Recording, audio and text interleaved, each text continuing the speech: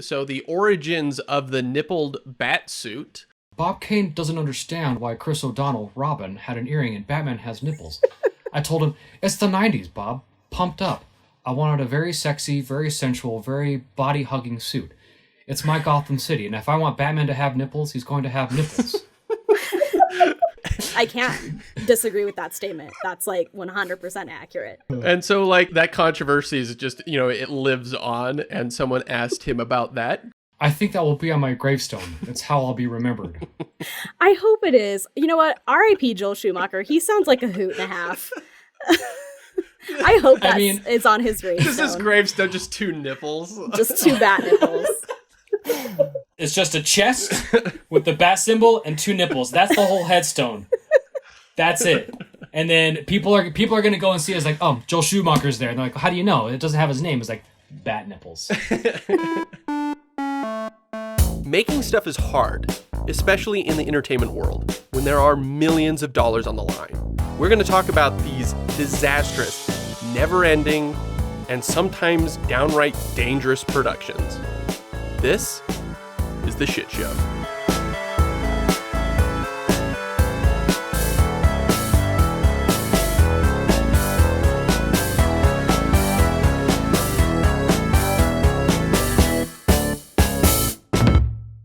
Hello, everyone. My name is Ian, and this is Jenny Ray. Hi. And Clint. Hello.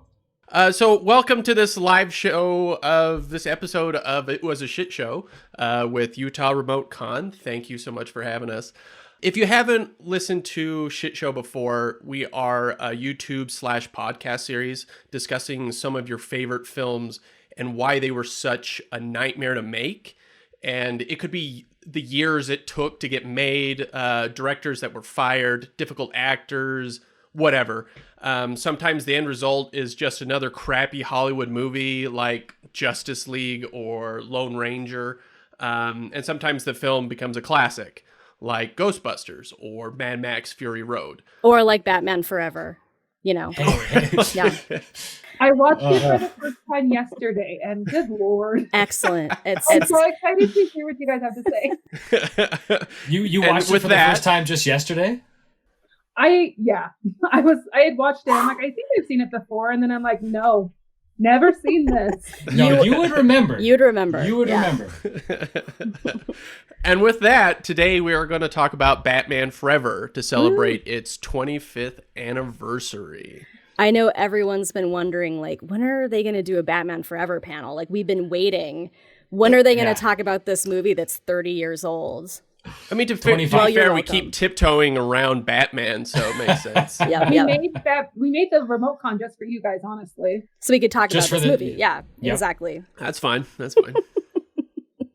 I know I've seen the movie with audiences much more than Tim has. That, like, I actually go to, like, a lot of the theaters, and it was always great. The lights coming up after Batman Returns, and it was like, kids crying, people acting like they'd been punched in the stomach and like they'd been mugged. But part of me relished that reaction, and part of me, like, to this day, like, oops, So, first thoughts on Batman Forever. So, now, Ian and I have been friends for a long time, and he and I both have a great love and affinity for Batman. And Batman 89 was my first introduction to Batman, and not my first introduction, but like I remember as a kid just so excited for this. And then I remember really distinctly the first trailer I ever remember seeing in the movie theaters for a movie that I was excited about was Batman Returns. And it was Michael Keaton as a rundown Batman, and he's like super depressed, and he's sitting all in Wayne Manor, all in the dark, and then the bat signal pops up in the sky, and then he very inconspicuously has all these other bat signals shining into his living room. And I'm like, come on, Bruce, if people don't know you're Batman by now, like, he got... Yeah, because he didn't have any guests. Yeah. I know, exactly. At that exact same time, he's doing a party. And he was like, Bruce, what's going on here? Yeah. So I remember when Batman Forever was coming out, I was so excited because, I mean, as a kid, 25 years ago, how are you not excited for Jim Carrey, right? So Jim Carrey was cast. I didn't know much about Tommy Lee Jones, right? And I remember even as a kid, I watched this movie, and I'm like, this isn't the same thing that I remember. This isn't the same as Batman and Batman Returns. And then I rewatched it this last week, and I liked it more than I remembered, but I have so much to say about it, but I'm just real brief. I've been watching Batman 66, the old TV series, and that's campy and it's fun and it's just a great show. I think what Schumacher did, his misstep here, was that he tried to have a dark, gritty, Tim Burton-esque Batman fight Adam Westian villains. Yeah. And it does not match. It's pretty succinct accurate. way of putting it. Yeah. Because Tommy Lee Jones and Jim Carrey were chewing the scenery like Batman 66 villains. The reason Jack Nicholson could get away with it is because that's the Joker. Yeah. I frequently forget which Batman movie this is, but I remember this time because we watched it recently. I'm like, oh, it's the one with Jim Carrey. That's great. I don't have anything bad to say about this movie. It's just like perfect film. Oh, my goodness. No, I did. I took a lot of notes. While I was watching, and a lot of them are things like note to self, find Edward Nygma's glasses online and purchase. Like those were my notes from watching this movie.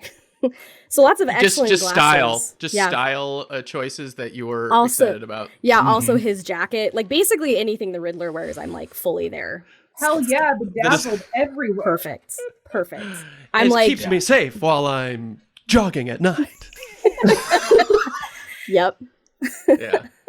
That's my favorite line in the movie. It's excellent. Oh. Real quick, I loved this movie as a kid. I also remember seeing the trailer for it and being like, it's more Batman! And it's kind of roller coaster nowadays, my feelings towards it. But It was my first disappointing movie as a child. Like, I was 10, and I remember walking out of the theaters and just being like, did we really pay for that? Like, So, well, with that, we need to discuss the history of Batman to understand how we got to Batman Forever. And so, originally, Tim Burton's 89 Batman was this huge cultural phenomenon. It cost $35 million to make. It makes $411 million worldwide. Becomes the highest grossing film of all time. So that's how big that movie was. It was so huge. So, of course, they were like, well, they clearly got it right. Let's bring in Tim Burton again. And Tim Burton was kind of given full control of the film.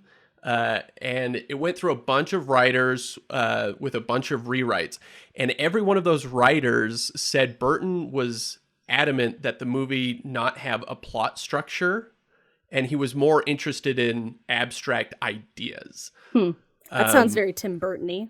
Yeah, look, right. Burton, you're a filmmaker. You're not Picasso, bro. Like, Yeah, you But still he got to is, though, entertain. Clint.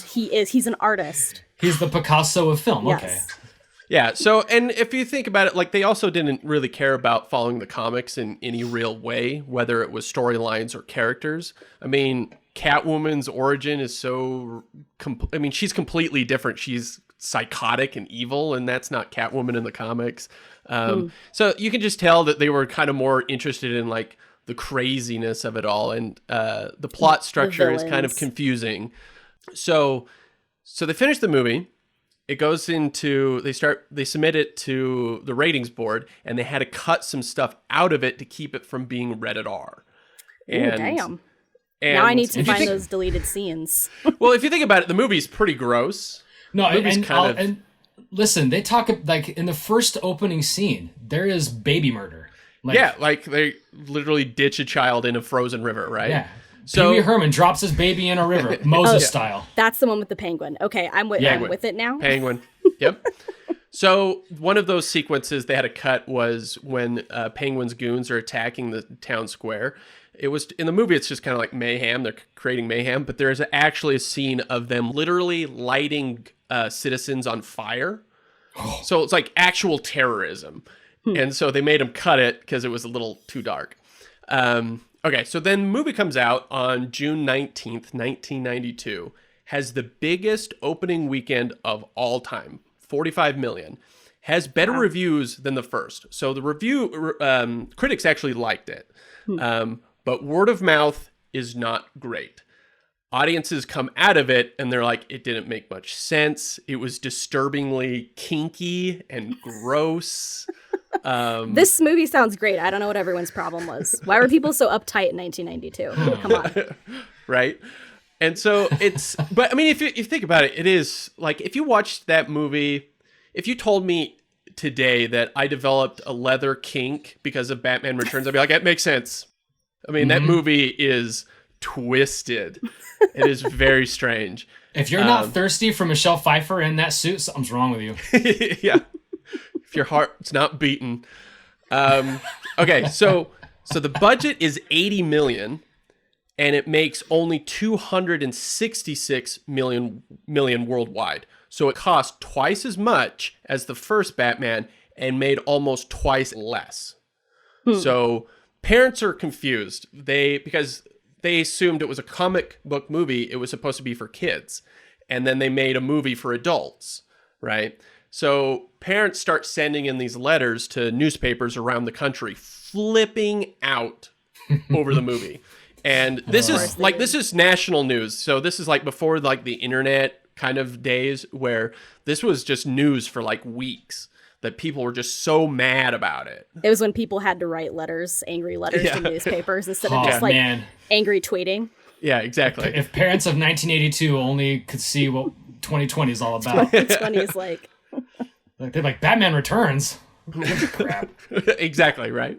So, but most importantly, the biggest part of this was that McDonald's was promoting the film. So Warner Brothers starts freaking out on their own, but McDonald's starts doing damage control because everybody's so mad at them for all these Happy Meal toys that have the penguin who was gushing out blue black goo at the end of the movie, right? Like, he's disgusting. And so now they're some selling dude's toys. nose off too in that movie. Yeah, right? Did they make like nugget sauce that looked like that fish goop from the movie that he was eating? I'd be super into that. Yeah, they called it Szechuan sauce. So McDonald's starts saying that the tie-ins were meant to get people to go to the restaurants, not to go see the movie. So Jenny Ray, will you read what this McDonald's executive had to say? The objective of the Happy Meal program was to allow young people to experience the fun of Batman the character. It was not designed to promote attendance at the movie. It was certainly not our intent to confuse parents or disappoint children. It's a very political quote from McDonald's. Yeah, and if you look up any of these ads, they sit there and say, like, collect all these items that are straight out of the movie. And it's like, whatever. So Ian, the Happy Meal program does not promote violence, okay? Well, the funny thing about that is that movies before that and movies after have all promoted the movie. Like whatever toys they were hawking at that time. Like, it was all for those movies. Yeah. So. There's even a rumor that McDonald's was trying to get Spielberg to dial Jurassic Park back a little bit so they could sell more toys. But I don't know. Nobody knows if that's actually capitalism. So Tim Burton went into a meeting with Warner Brothers to discuss a third one. And because he had some vague ideas of what he wanted to do. And he got this very strong sense from the executives that they didn't want him to direct ever again. Jenny Ray, will you give us your best Tim Burton? Oh, yeah, sure. Okay, yeah. I think I upset McDonald's. What's that black stuff coming out of the penguin's mouth? We can't sell Happy Meals with that. I think the studio just thought it was too weird. They wanted to go with something more child or family friendly. In other words, they didn't want me to do another one. How's that? Yeah. Well done, Ray. Well done. Thank you. So basically they were like, we're not going to do that ever again, right? They had seen Burton's movies before that, though, right? Like, they kind of, like, I know what they were signed up for. I know, and he made Edward Scissorhands in between the two, so... They knew what they were getting into. I know. So, when Burton walked from doing another one, there were rumors of, like, Robin Williams playing the Riddler, and of course, everyone's favorite part of Batman Returns, Michelle Pfeiffer's Catwoman, being a bigger part. And whether or not that actually was true, who knows? So, but then they hired Joel Schumacher to direct. Now, he came from Lost Boys, Flatliners, Falling Down. Pretty weird, kind of strange, out there movies. Yeah, wait, like they wanted to go family friendly, so they're like, let's hire the guy who made Flatliners. Like, what? A movie about people like killing themselves? Flatlining? Or Falling Down, the movie where a guy goes to a McDonald's and doesn't get breakfast, and he flips out and goes on a rampage across the city. Yeah, if you haven't seen Falling Down, like, go and watch it, but maybe don't. Like, yeah. That's why maybe not McDonald's in these was times. into it. That's why they were into it. They're like, McDonald's is so important, and we need a director who understands that it will cause madness if you don't get your McDonald's breakfast. Yeah, and the Falling Down toys for the Happy Meals did not sell well. So Schumacher said he wouldn't do it without Tim Burton's permission. Burton gladly handed over the torch. He was just going like, I'm done. Don't worry about it. That's classy. That's classy. So Schumacher originally wanted to adapt Batman Year One, but Warner Brothers instantly nixed that. They were like, no, we want something fun. Why do you think they don't go with the stories that they have from the comics? Because the comic book stories are so good, and some of the movies just don't hold up to the stories. That back then, I mean, you're talking about there was only the Superman movies, which started out great and got terrible, and then there was the Batman movies, which started out great and then went down. Studios are really kind of worried about comic books. They weren't really thinking that they could marry the two, and so, I mean, basically all the comics are kind of dark, especially the recent ones at that time, and so who knows. The 90s was a weird time. Yeah. So, in early July 1994, Michael Keaton leaves the film. This is 2 months before production is supposed to start on Batman Forever. Warner Brothers said it was about money. He wanted $15 million plus cut of the profits and merchandising. Damn. But Keaton says he wanted to explore Bruce Wayne. He wanted to get more into that character, much like what they eventually did in Batman Begins. But he had one meeting with Joel Schumacher and decided they were clearly still interested in just the villains. So he was like, no, not going to do it. And they cast Val Kilmer just a week later. And this is at the time, this is what Joel Schumacher was thinking. Clint will be our Schumacher tonight. All right, here we go. I had heard horror stories about Val and was warned not to hire him. But I've heard that about many talented people. Hired them anyway and had no problems whatsoever. He just likes to roll that dice. Oh, yeah. I heard that guy's a jerk. Let's find out. Let's find out. So, okay. So they cast Val Kilmer, who has only ever been like the star in his movies. And then Rene Russo was originally cast as Chase Meridian, the psychologist. But since they recast Batman, Kilmer was considered too young for her. So they fired Russo and hired Nicole Kidman. Once again, I know, like, I get so lady rage about this. We're like, oh, she was too tall for that new actor, so we gotta fire her. It's like, no, give Renee a job. It's fine. Look, like, it happens in real life. People are older than people. Yeah. People are taller than people. The voice Nicole Kidman uses in this movie too is so infuriating. No. Oh, it's so bad. Everything about her character is so infuriating to me. As a 10-year-old kid, I wasn't seeing the sexism, all the sexist things. But as a 35-year-old man, I'm like, whoa, Chase, like, writer, dial it down. As someone who considers the role of psychiatrist to be very important, she is so bad at her job. Like, yeah. Just immediately, she's just like, ooh, like, I'm going to start hitting on Batman. I got a thing for bad boys. It's like, you need to go see a psychiatrist, lady. Yeah. Well, she shows up on top of Gotham PD in that, like... 90. Yeah, in a 90? Yeah. It's like, ma'am, you are a professional? Yeah. Tone it down. Like, even in her first, like, she's there on... Yeah, okay. Yeah, just eye candy, or does she serve a role in this movie? She doesn't serve a role in this movie. No. We will get to, actually, there is a reason some of this was actually cut. And we'll get to that, actually. Moving on. So the first draft writers, Lee and Janet Batchelor, said Schumacher called them his reality police because he'd ask for crazy things like, make the Batmobile go up the wall. And then they'd ask, okay, but how does it get down? Schumacher didn't care for the logic. He sounds like a toddler making a movie. I don't care, just make it go up. Ugh. Well, like I was saying before we started, like he must have just been binge watching Batman 66 because Because they that go up sequence, I think that's a direct reference to that, right? Is because the Batmobile is going up and he looks to the side and he sees all the people. I think that's actually a direct reference to Batman 66. Yeah, well, and even how they probably how they filmed it too is just like when Batman and Robin are going up the side of the building, they just tilted the camera and they just pretend to walk up a wall when they were walking up straight. So like it's just he's just pulling stuff out of Batman 66, and it doesn't work in 1990 95. Like 95, yeah. So okay, filming starts in September of 1994. A few weeks in, Kilmer had already become a complete pain in the ass.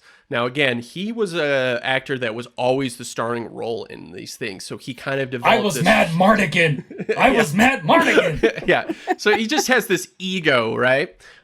Schumacher has called him, since then, childish, impossible, and psychotic.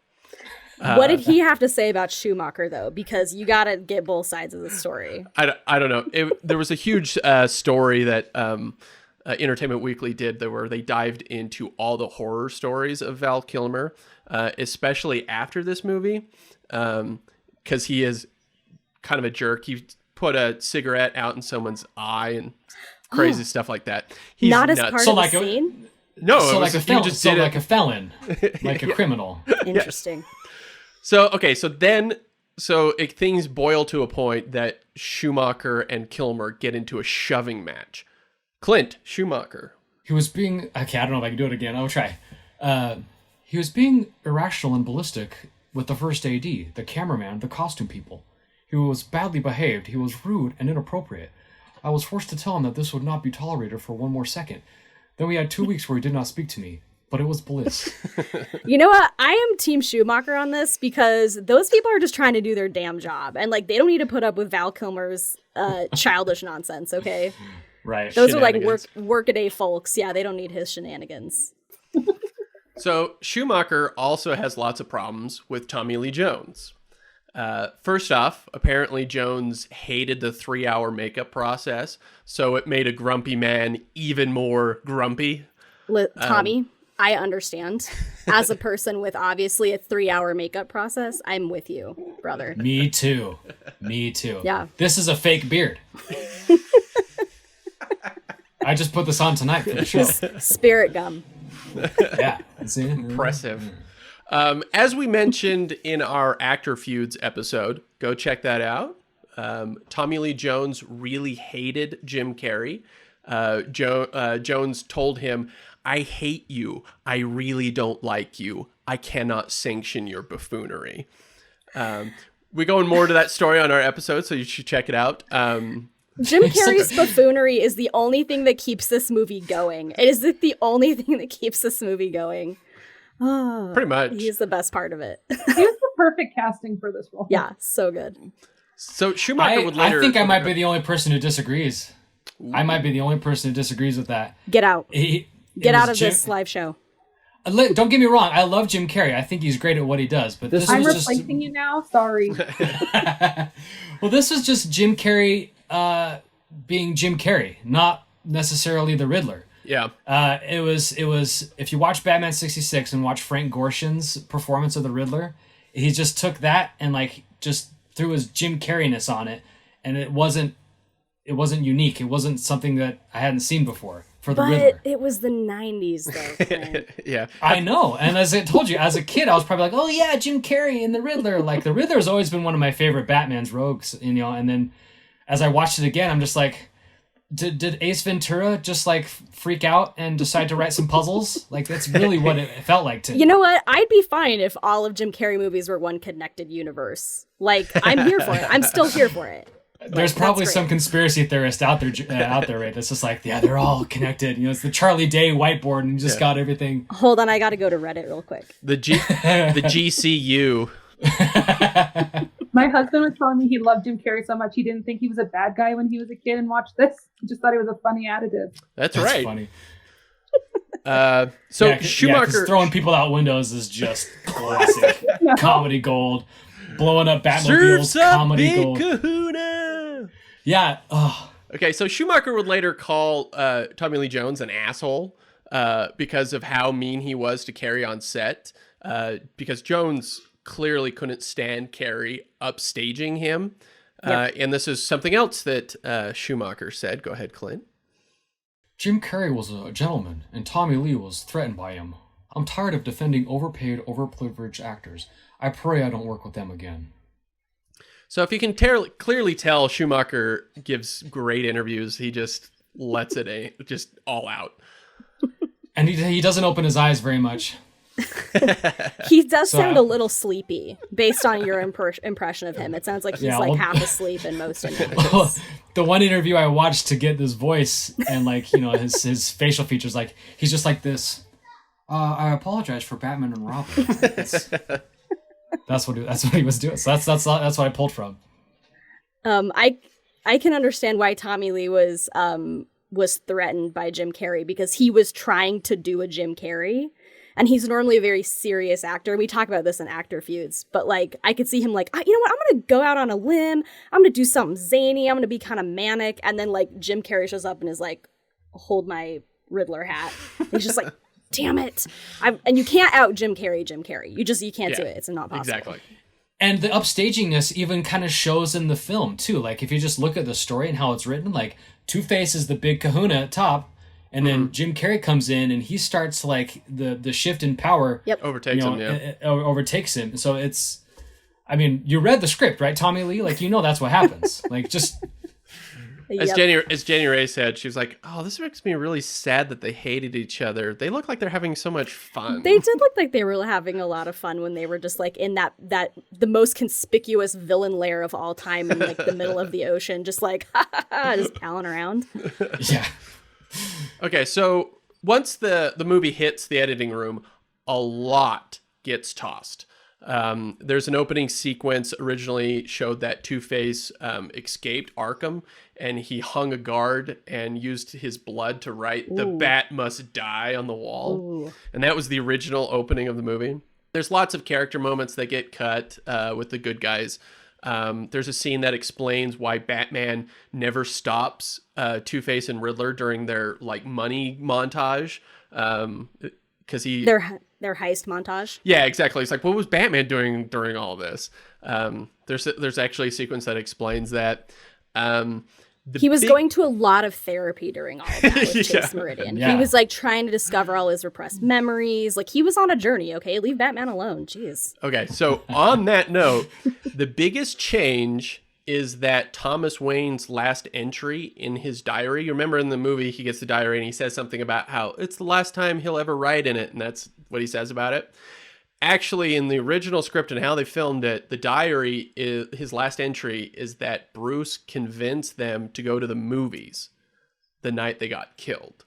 And so Bruce had repressed this memory, which explains the line, "I killed him." Remember when he's having that memory flashback and Alfred says it back to him? He's like, "You didn't say he killed him. You said I killed them." So that line doesn't make any sense in that movie. But if you have this deleted scene, it makes way more sense. It does make, yeah. But obviously, like, Joel wasn't overly concerned with like the psychological nuance of like Batman and Bruce Wayne as a character. Yeah. Or continuity in general. Yeah, exactly. Yeah. Right. So I will say this though, Michael Goff is probably one of my favorite Alfreds. Of course. He's like everybody's Alfred, right? You grew up on him. Alfred. Yeah. Because comic books, they like to give characters a little bit more intrigue than is necessary. So like iterations of different versions of Alfred after that. He's been like a spy for MI6. He's been like a mercenary. He was a soldier in the war. That's all great, but like him is just like this kindly old man who's taking care of an orphan. Like I love that Alfred. That's my Alfred. # my Alfred. I agree. So, who, by the way, Dick Grayson gets real comfortable bossing Alfred around almost immediately. I was like, whoa. You just showed up in this house. Like, calm down. Instantly adapts to the wealth. Yeah, exactly. So Everyone in the comments now is just saying hashtag my Alfred, and I love it. Yes. I love it. He is the only Alfred, for sure. Yep. So, if you're going back to that repressed thing, that also explains a lot of the conversations he's having with Chase, right? Is that he's repressed this moment in his life. And there's an extra scene with her that's also deleted that kind of helps him explore that. But so the other big thing was when Bruce gets shot, when the Two-Face and Riddler invade the mansion, and it grazes his head, he loses his memory of being Batman. And this in the original version. He wakes up, and he remembers he's Bruce, and that Alfred. He knows all of this stuff, but he forgot that he was Batman. And so Alfred takes him into the Bat Cave and says, "Good thing they didn't know about the cave under the cave." And this is where he has his sonar suit and the boat and the plane. So it does make sense that why didn't Riddler blow those up too, right? Right. And so that's because there's a cave underneath the cave. So he takes the Bat Cave. yeah. So he takes Caves Bruce. on caves. He takes Bruce down into that cave, and he's like, "What is all this? I was a superhero. I don't know." Anyway, this is all online. You can watch these. So down in this cave, he finds his dad's diary, and his last entry actually says that they talked Bruce into going to the movies the next weekend. So it actually isn't his fault. And at that point, he confronts a giant bat. You remember all dumb kid can't read. So I've seen this bat deleted scene. It's very yeah. Okay. So you know all those images of the big giant bat that keeps flying in the darkness. So he confronts it, and it's it's the size of Man Bat. It's just this giant thing, and then he's like, "I'm also a bat," and he mimics the bat, and then he becomes true Batman. It's kind of a beautiful moment, actually. It's very poetic, their souls merge. It's great. It's beautiful. It's like Luke in the cave on Dagobah, but dumb. Yeah, exactly, right? So when Schumacher died earlier this year, the rumors of this darker, more serious Schumacher cut started, and which are just these scenes I just described.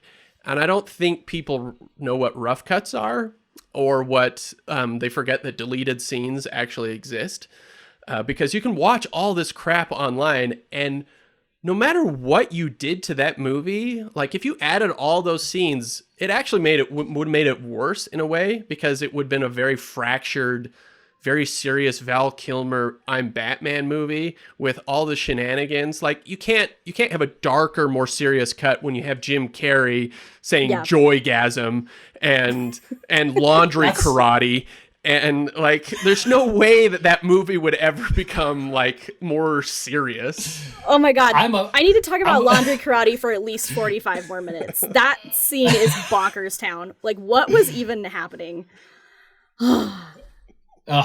Yeah, but that's what I was saying in the beginning, right? You can't have a dark, gritty Batman fighting jovial villains. It didn't mesh well. Exactly. Yeah. Now, if you were to recut it or reshoot it, keep all the zaniness from Jim Carrey and Tim Burton, and then get someone zany to play Batman and Robin, you got a gold mine. What about Jim Carrey playing every role? Oh, I'd watch that. Whoa. I would 100% watch that. You just blew my mind. Does this movie exist? I need to see it. I hope Release. Cool. Yeah, hashtag release the Carrey cut. Yes. Forget the Snyder cut. Forget the Schumacher the cut. Carrey cut. We need the Carrey cut.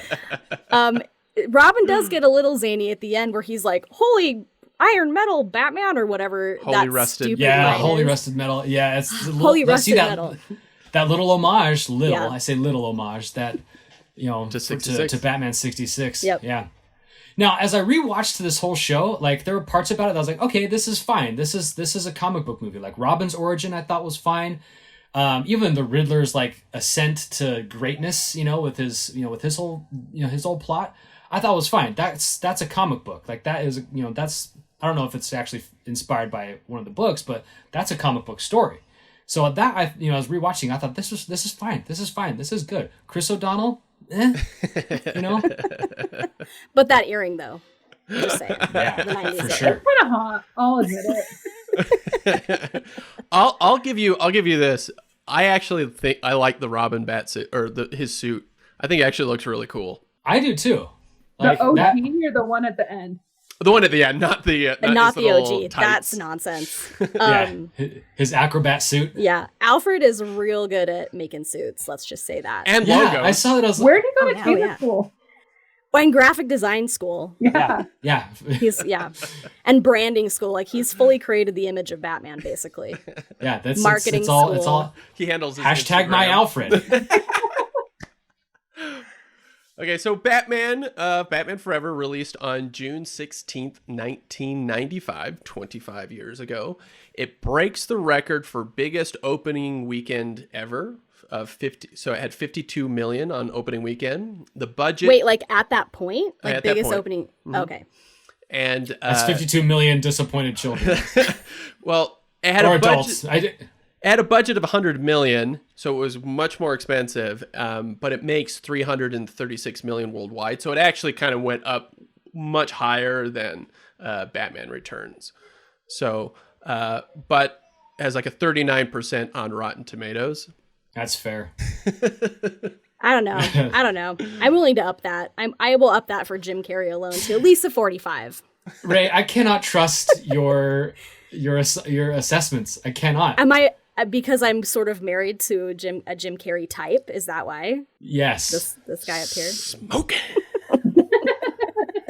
No, so Steph, I texted these guys. We have our own text thread, and I was watching this movie, and Jim Carrey does some like the scene where he's at his party and Two-Face busts the party, starts robbing everybody, and Jim Carrey goes and he starts talking to Two-Face like, we could have planned something organized. It's like, that is 100% Ian. Please sold the movie rights. And the whole thing where he does this and like puts his hand on his ears, like that is Ian. Like that's what when we did improv comedy together, that's 100% of what he used to do. Yeah. And it blew my mind. They have similar physical comedy. Carrey was styles. very influential on me. Did anyone else feel like Two-Face and the Riddler had like sexual chemistry? They Oh. were on top of each other.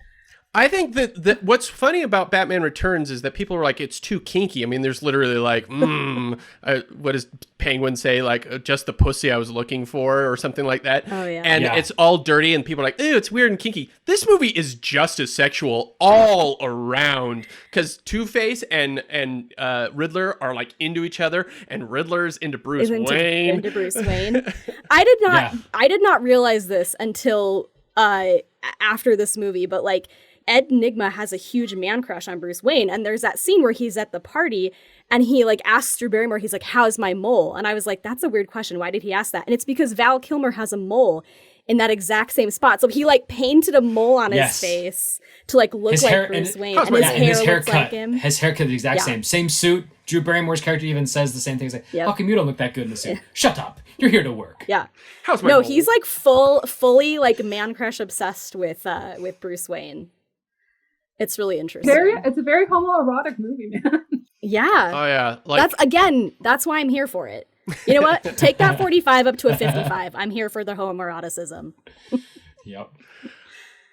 So to kind of wrap the story up of Val Kilmer on this whole thing, he was obviously replaced in the sequel, and this is what Schumacher said about that. Oh, he sort of quit. We sort of fired him. It probably depends on who was telling the story. Yeah, that would depend on who was telling the story. You probably said he got fired. You probably said he quit. Well, I mean, think about it. Like, history is written by the victors, right? And so who's really the victor in this movie? Is it Schumacher or is it Kilmer? It's the fans. It's the Batman fans. No, I think we're definitely the losers in this movie. Watching this movie. Now listen, I still don't like this movie. I liked it more watching it this second time than I did 25 years ago as a 10-year-old. So I don't know what that says. Expectations are lower. It says I already know going into it that I didn't like it. Yeah. No, the movie has aged like a fine wine, and your palate is more refined, Clint. That's it. I don't like wine. Give me a good rum and Coke. Okay, rum. It's aged like a fine rum, and now your taste buds are more sophisticated. Okay, good.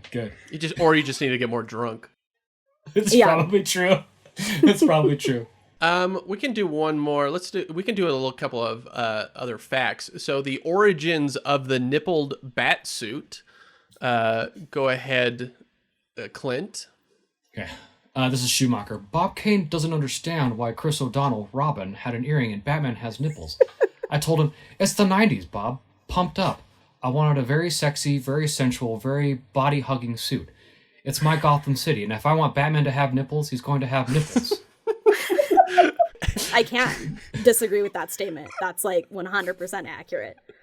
Perfection. And so that controversy is just, it lives on, and someone asked him about that, Clint. I think that will be on my gravestone. It's how I'll be remembered. I hope it is. You know what? R.I.P. Joel Schumacher. He sounds like a hoot and a half. I hope that is on his gravestone. This is gravestone, just 2 nipples. Just 2 bat nipples. It's just a chest with the bat symbol and 2 nipples. That's the whole headstone. That's it. And then people are going to go and see it as like, oh, Joel Schumacher's there. And they're like, how do you know? It doesn't have his name. It's like bat nipples. With the 1 minute that we have left, I have to point out something else that I discovered after watching this. So my favorite Batman movie as a child was Batman and Robin, Don't Judge Me. Love that movie. So I realized after watching this that they're very similar in the sense that like there's an established villain, there's Two-Face and then Mr. Freeze, and then you have like a nerdy redheaded scientist type who's like obsessed with Bruce Wayne or obsessed with whatever, who like something happens to them and then they become unhinged and then like rise to power and then eventually overtake that established villain as like the main villain of the movie with like Poison Ivy and the Riddler.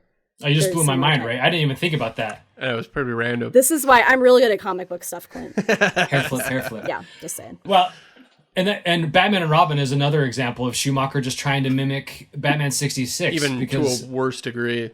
I thought about this as I was rewatching Batman Forever. Like, Batman flies into the scene of the crime of the first one, and he just looks at that and looks at Commissioner Gordon, who does nothing. The Gotham Police Department sucks. They do jack just waiting shit. for Batman to do everything for him. Yeah, but he just looks at Commissioner and goes, Two-Face. Like, that's what Batman 66 does all the time. Yeah. There's no origin stories for any of the Batman villains. Like, you could watch the first episode and like the Joker's at it again. Like, but it's the first episode, so that's the great thing about Batman 66. But not the great thing about Batman and Robin or Batman Forever. Once again, I don't know what your problem is with these movies. I think they're excellent. I'm a bat snob. I'll admit it. I'm a bat snob. Hashtag bat snob. Everybody hashtag that at Clint. At BubRub. Hashtag bat snob. Hashtag bat snob. I'll take it.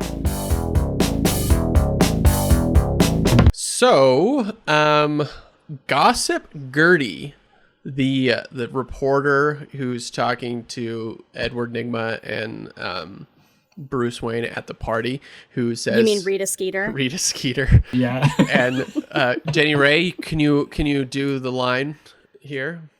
How does it feel to be the city's newest, most eligible bachelor? Gotham must know. Oh, there's Bruce Wayne. Brucey! That one. That was good. Yes. That was a good one. Ian, it's a process. I know. Please, I'm an artist. She's got to get method. Yeah. I'm a method voice actor. So that character, that really annoying character, who also shows up in Batman and Robin, she's also an extra in Batman Returns, in the background of the party towards the end of the movie. That is Bob Kane's wife. Interesting. Mrs. Kane. Yeah. And this is your friendly reminder that Bob Kane is a fraud. Oh, yeah. It's everything that you know about Batman is from Bill Finger. Yeah, Bill Finger. Oh, that's right. Mm-hmm. I remember this controversy. Yeah. And Bob Kane basically took all the credit, and Bill Finger died penniless, getting no credit. Not Gossip Gertie, though. And Bill Finger's, and so every movie of Batman movies is always said created by Bob Kane. And a Batman versus Superman was the first time it said Bob Kane and Bill Finger. Bill Finger. Ah, interesting. So just got to throw him under the bus a little bit. Okay, so this is just a really fun quote from the cinematographer, Stephen Goldblatt. Jenny Ray, here's another chance for a voice. What does a cinematographer sound like? Well, you can read the line first if you want. I'll just read it in my normal voice because women can be cinematographers too. Yeah. Joel wanted to literally make it comic book looking. He was very happy as soon as he saw bright colors and homoerotic. We talked about that earlier, how homoerotic it was. Yep. Okay, sorry. He was very happy as soon as he saw bright colors and homoerotic posing and all that stuff. He was as happy as the day was long. That seems like a euphemism. Was Joel Schumacher gay? Yes, yeah. Oh, okay. Well, then, you know what? Joel, you do you, man. Live your best life. Make it as homoerotic as you want, bro. For sure. I mean, because that's what they did with, again, I keep going back to Batman 66. That's what they did with Batman 66. The colors are bright because they wanted it to make it look like the comic books of the time. And the comic books of the time, they were bright, they were flashy, purples, greens, everything was just bright. And if you watch Batman 66, that's what it was. It's not the dark, gritty Gotham that we know today. It was Las Vegas. Yeah, and that's actually, Schumacher was deliberate about that was the comics he was trying to imitate. Yeah. Not so much the Adam West stuff, but that's what the comics looked like at the time. That were really bright and those big, crazy set pieces. So that's what he was trying to imitate. And you kind of have to give it to him a little bit there. Because like one thing for sure, for Batman Forever and Batman and Robin, if you take away most of the neon light crap, it is kind of what Gotham should look like. Yeah. With just huge structures, with those giant statues, like those freeways that are just like 20 stories up. Like that's kind of like the Gotham that's always in the comics. Now, Ian, you and I are Bat fans, right? Hashtag Bat Snob. Seeing so many different iterations of Batman, I gotta ask you, reading the comics and knowing the story of Batman trying to save Gotham, is it worth saving? I know, right? Like, what's so great about Gotham? I don't think I've ever read a book or ever seen a movie why they explain why Gotham is so great. Like, why? That sounds like supervillain talk to me. Sounds like Ra's al Ghul. You want to explain yourself? Look, I'm not saying let's just go in. No, I'm not saying let's go in and just fuck everything up. I'm saying like just let it eat itself. Just get out of Gotham. Move. Go to Metropolis. I don't know. They've already got a superhero. I mean, who's clearly got a much nicer town that's working. Look, what's the line? It's the hero they need, but not the one they deserve, or whatever. What's that famous line? Yeah, something like that. But I mean, like that's the whole point. Is that like Batman is a reflection of the city that he's protecting, right? Like he's not like bright, shiny Superman protecting bright, shiny Metropolis. He's like a little bit damaged, just like Gotham's a little bit damaged. So then both Gotham and Batman need some psychological help. Yeah, that's why Chase Meridian comes in. Oh, she's so stupid. She's really good at her job. She doesn't cross any like professional boundaries at all. Like she's very professional. Yeah. She's totally not unhinged. Yeah. No, she's all those Clearly, things. she's never had sex with any of her patients. Never. Never. Not once. And doesn't immediately hit on them. Well, that's why she said, "I hope you good. You can now afford to buy me a new door." She needs that door locked. She's not letting anybody in there. Okay, so Joel Schumacher wanted to adapt The Dark Knight Returns for the sequel. I don't know how you can go from Forever down to that. That's a huge step in a different direction. Yeah, it's completely different. Tommy Lee Jones was the recent Oscar winner when he sent him the script, when he got the script. He didn't understand it. He's like, I don't get it. But his son was a big fan and talked him into doing it.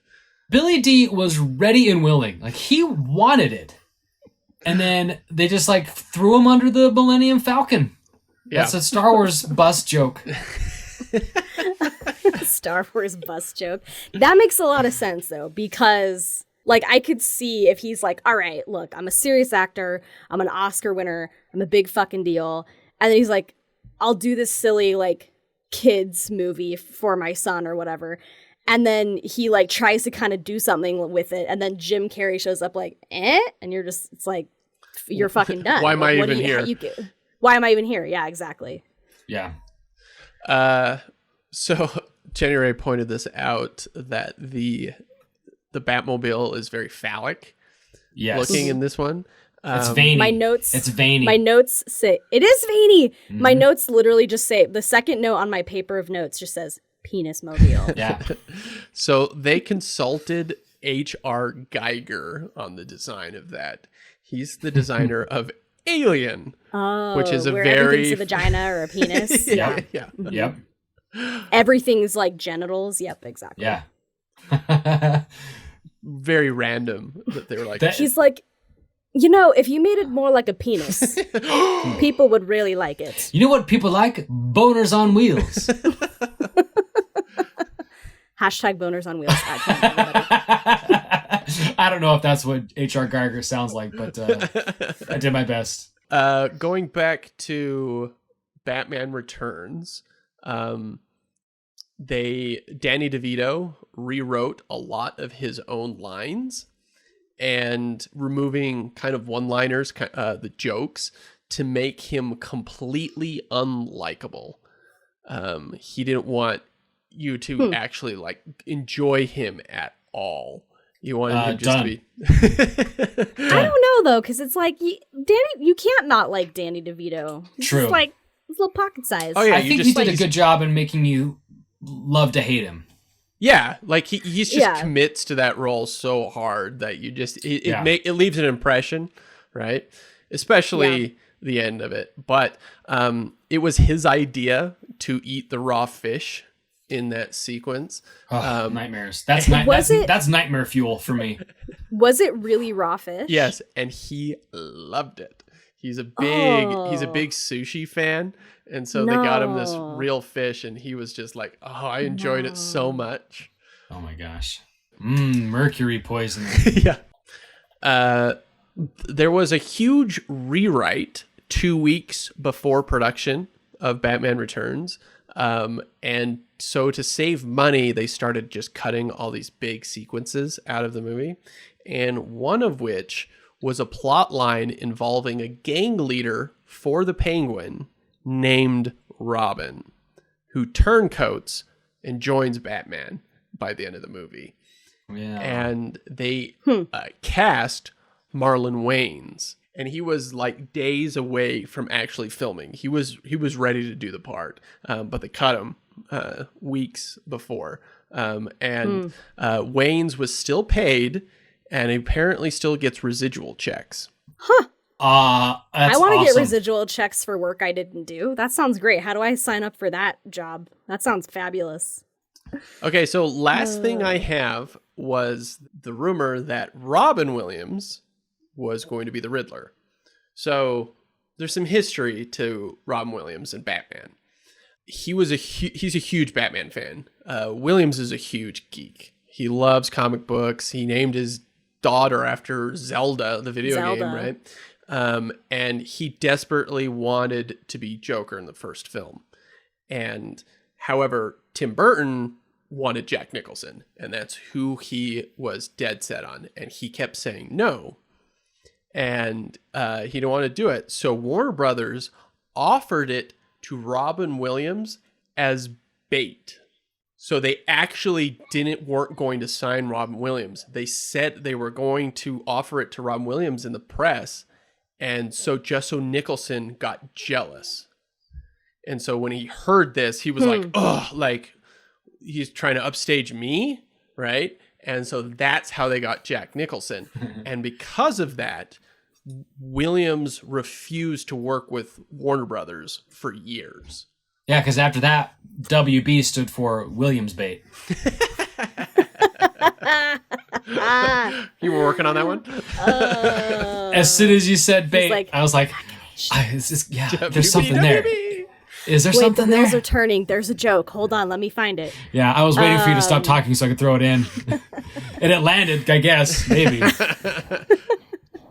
That's a dick move by Warner Brothers. Yeah. That sucks. So Because it's not like Robin Williams was some shitty actor. Like, I mean, right? I don't know. It's weird. I can't picture him as the Joker. Like, I don't know why. Like, he's too like. Well, I say this now, but I'm like, he seemed too happy and jovial at the time, and he didn't really have like the edge. I mean, he did have a lot of range, and like later in his career, I think we saw that. So maybe it would have been fine, but like at the time, it just, I don't know. Like, and Nicholson is just so iconic as the Joker. I don't know. I mean, even then, he was in like Good Morning Vietnam and stuff like that. People knew that he had range.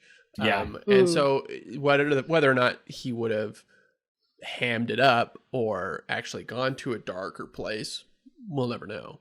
But speaking of that, so when the first draft, the people who were doing the original draft of Batman Forever, when they were writing for the Riddler, they were writing it for Robin Williams.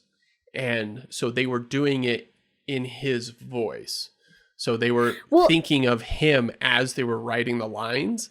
And according to them, that Jim Carrey was basically just did those lines and then just put a little spin on it here and there. So it wasn't all improv from him. He just put that Jim Carrey spice. Yeah. That's weird to me, because I remember when we were done watching the movie, I said to you, did he improv a lot of this stuff? Because this is very Jim Carrey. Like, all of these lines are just like, it's like they wrote, like, how were the writers able to write every single line in the perfect style of Jim Carrey? Yeah. Maybe it's not necessarily that like they wrote it in the style of Jim Carrey, but that Jim Carrey can kind of take any material and like make it put him. his Jim Carrey-ness, Yeah. like make it his. That's what people wanted from Jim Carrey. That's what Jim Carrey did. And he was great at it. He was great at being Jim Carrey, I don't know. So I mean, it worked. People saw it. People loved it. It made a lot of money. But in hindsight, as I'm watching, it's like it's just Jim Carrey. It's not the Riddler. Yeah. It's. But damn it made me laugh. I was enjoying it. It makes you laugh too. Like when he's blowing up the Batcave. Like I was having a ball. Like, yeah. See, like, how can that scene exist? And you were like, oh, the darker cut of that movie where he's just being a total ham throughout. Yeah. And the sound effects. Yeah, and the whole battleship sequence that they had. Yeah. B12. And my favorite vitamin, I might add. Like, yeah. Okay, so just to wrap up the Rob Williams thing. So it was offered to Rob Williams to do the Riddler, and for some reason it didn't work out. The people were saying that maybe he didn't read it, or he didn't respond in time. Others saying that maybe it was never meant for him because Jim Carrey would have been so much cheaper. So obviously Jim Carrey was cast. And Williams still just always had that chip on his shoulder that he was never in a Batman movie. And during Christopher Nolan's trilogy, he was very vocal about wanting to be in it. When they were like, the Joker's going to be the new one. And he was like, I want to do it. I want to do it. I want to do it. And then he went with Heath Ledger. And then there was an interview with Ron Williams. He's like, Nolan, just put me into your movie. Like, you can make me a background person. I don't care. Like, he just really wanted to be in it. Never came to be. Aww. He could have been Robin. Why not? yeah. Just an elderly Robin. It's in his name. He was born literally to play that part. Robin Williams. Hint. Yeah. Hint. Nolan. Robin. I don't know why. I just have this vision of his Robin suit having a lot of exposed flesh, so it's just his hair. Just so much hair. Yeah. Just so much body hair. Well, he's got the Mork suspenders. Yeah. And Robin is just shaved into his chest. Let's do it. Yeah. Rest in peace, buddy. I know. Okay, that's it. Was the movie worth it? Yes. I mean, Clint's gonna say no. No, I kind of have to say yes, just a little bit. I mean, this isn't the last time I'm gonna see this movie. I'll be honest. Like, I'll probably watch it again with my kids, and just be like, "Look, you guys want to see what Batman shouldn't be? Here you go." I'll give them a little bit of credit that at least the first two Batman movies are clearly not interested in Batman. Yeah. It's so weird. They're villain movies. Yeah, and I mean, even like Vicky Vale has more of a story and more to do in the first movie than Batman actually does. And Tim Burton defends that by saying that Bruce Wayne wants to be in the shadows. He doesn't want to be a public figure. He doesn't want to be known. And so he should be a background character. And that doesn't make sense to me at all. Like, Batman Begins proves him absolutely wrong. Batman is a fascinating character. And at least in Batman Forever, like, there's that whole thing about how she's kind of like someone who dresses up as a bat has clearly got some issues. So they were trying a little bit. Well, even at the end too, when Batman, he has to choose to save either his junior partner or Bruce's love of his life, right? And he manages to save both, and then at the end he's like, "Why can't I kill you?" And Batman's all, "I'm both Batman and Bruce Wayne." But Val Kilmer's like, choose to be. Not because I have to be, because I choose to be. Like, yeah, okay. See, he didn't need therapy. He just needed a near-death experience. A really long fall. A really long fall. That's what we all need in life to get over our psychosis. Yep. So I think it absolutely is a ridiculous movie. There are two different things going on. The stuff with Val Kilmer is this attempt to be a serious thing, and then there's the Two-Face Riddler stuff that is just bonkers 90s shit.